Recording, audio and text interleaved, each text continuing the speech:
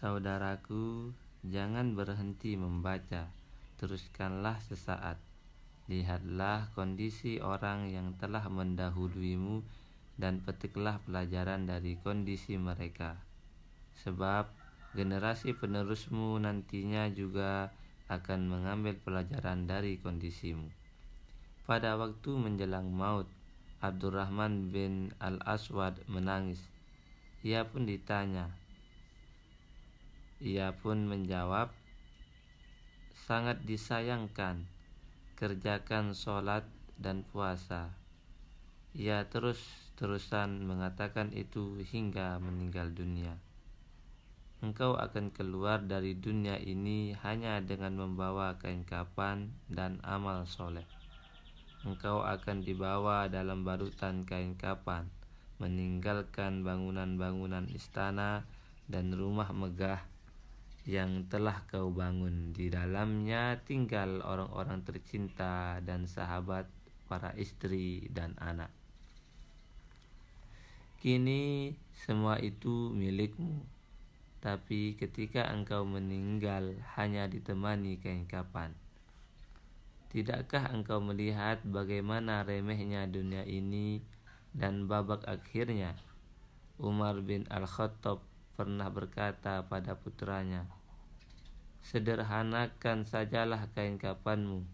Jika aku memiliki kebaikan di sisi Allah, tentu Dia akan menggantinya dengan yang lebih baik. Jika sebaliknya, Dia akan merenggutnya dengan cepat. Dibuat biasa saja galian kuburku, sebab apabila aku mempunyai kebaikan di sisi Allah, tentu Dia akan melampangkan kuburku sejauh mata memandang. Bila sebaliknya, tentu Dia akan menyempitkan kuburku hingga tulang-tulang rusukku remuk. Ketika Sa'id bin Marwan hendak meninggal, ia berkata, andai aku tidak menjadi apa-apa, andai aku seperti air mengalir ini, berikanlah kain kafanku, celakalah engkau. Alangkah pendek usiamu dan alangkah sedikit harta bendamu. Abdul Malik bin Marwan berkata saat hendak meninggal dunia, angkatlah aku. Mereka pun mengangkatnya hingga ia bisa menghirup udara. Ia pun berkata, hai dunia, alangkah nikmatnya engkau. Sayang usiamu pendek, harta bendamu sedikit. Sungguh kami tertipu dengan dirimu. Saudaraku, bersungguh-sungguhlah karena engkau telah didahului, dan bersiap-siaplah karena engkau akan dijemput.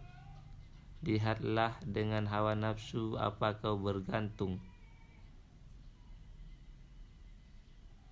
Lihatlah dengan hawa nafsu apa kau bergantung. Jangan lupa tujuan engkau diciptakan. Hari berganti hari, tapi engkau tidak juga taat. Dosa-dosa telah dituliskan, tapi engkau tidak juga bertobat. Seolah-olah engkau berjalan bersama orang-orang jujur, namun mereka telah sampai terlebih dahulu kepada Allah, tapi engkau terputus di tengah jalan. Apakah pencitraan buruk itu hanya untuk orang selain dirimu, atau memang engkau tidak mau mendengar? Berapa banyak sudah orang seperti engkau tinggal di dunia, lalu maut menjemput di pekarangan dan rumah mereka. Kemudian maut pun merampas nyawa tetangganya. Siapa yang waspada sebelum disergap kematian, ia tidak akan berbuat zalim. Oh, umur ini teramat sedikit. Sebagian besarnya sudah berlalu dan habis dengan menjadi saksi atas tindakan maksiatmu selama hidup. Sementara sisanya berusaha engkau tafsirkan agar sesuai dengan hawa nafsumu. Kini saatnya tamu yang singgah itu melanjutkan perjalanan. Diriwayatkan dari Abdullah bin Syarmah, aku bersama Amir As-Sa'abi menjenguk orang sakit. Kami mendapatinya mengalami kesakitan. Seorang lelaki menuntunnya mengucapkan kalimat syahadat. Lelaki itu berkata, ucapkanlah la ilaha illallah. Lelaki itu terus mengulang-ulangnya. Asy-Sya'bi berkata, bantulah ia dengan lemah lembut. Si sakit itu berkata,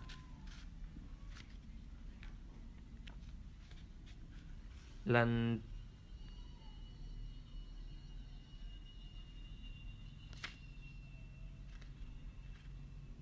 Si sakit itu berkata, ia menuntunku atau tidak, aku tidak akan melupakannya.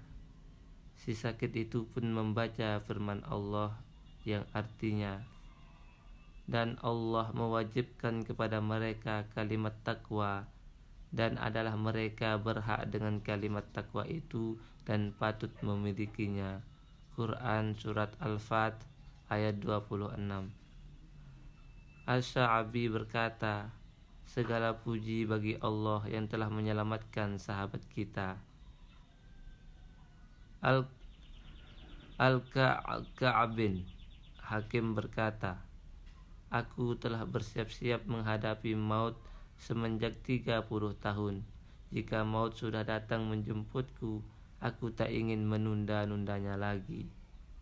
Diceritakan dari Abdullah bin Al-Mubarak bahwa ketika sakratul maut ia memandang langit. Ia tertawa lalu berkata, seperti inilah hendaknya manusia beramal soleh.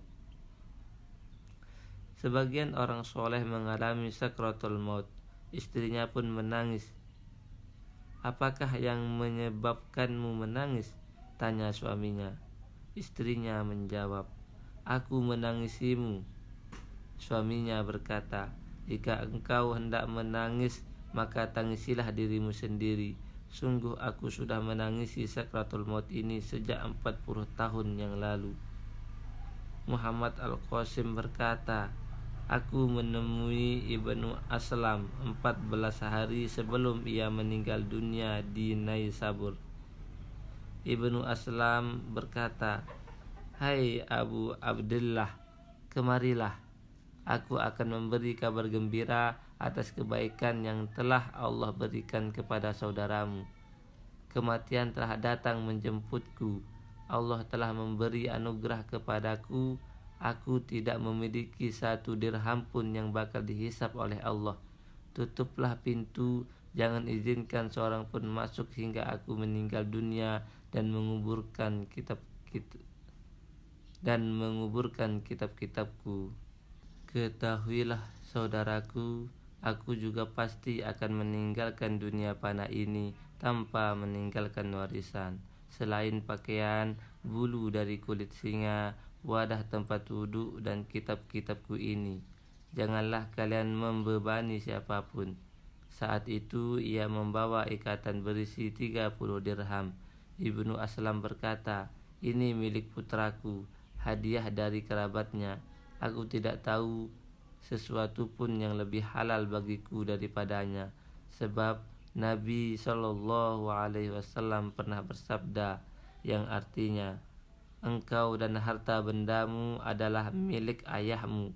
Beliau juga pernah bersabda, sebaik-baik yang dimakan seseorang adalah yang berasal dari jerih payahnya sendiri, dan anaknya merupakan jerih payahnya. Karena itu, kafanilah aku dengan 30 dirham itu. Jika kalian dapat membeli kain kafan untuk menutup auratku hanya dengan 10 dirham, maka janganlah kalian membelinya dengan harga 15 dirham. Bentangkanlah alas bulu pada jenazahku, tutupi pula jenazahku dengan pakaianku, serta berikanlah wadah tempat dudukku pada orang miskin. Ketika Al-Kinani didatangi kematian, ia ditanya, apa amalanmu dahulu? Ia menjawab, andai ajalku belum dekat, aku tidak akan memberitahukannya kepada kalian. Aku berdiri di ambang pintu hatiku selama 40 tahun, tapi tiap kali ada sesuatu yang melintas selain Allah, aku akan segera menutup rapat-rapat pintu hatiku. Saudaraku, coba hitung berapa kali kita berdiri di pintu-pintu hati untuk melihat buku catatan amal kita. dan apa yang telah kita lakukan pada setiap siang dan malam. Inilah Bilal, muazin Rasulullah Shallallahu Alaihi Wasallam. Tatkala ia dihampiri kematian, istrinya berkata, "Alangkah sedihnya." Tetapi Bilal justru mengatakan, "Alangkah senangnya esok hari kita akan berjumpa dengan orang-orang tercinta Muhammad Shallallahu Alaihi Wasallam dan umatnya." Anas bin Iyad bercerita, "Aku melihat Safwan bin Salim. Jika dikatakan kepadanya besok hari kiamat, ia merasa tidak memiliki tambahan ibadah. Suatu saat diberitahukan kepada Abdullah bin Umar, si fulan dari golongan Ansor telah wafat.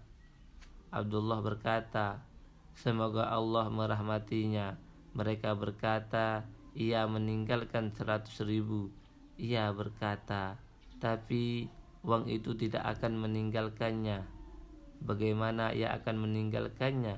Sementara di akhirat sana terdapat buku catatan yang tidak akan meninggalkan sesuatu meski hal itu kecil. Itulah dunia. Barang yang halal akan dihisap, yang haram pun akan menjadi azab."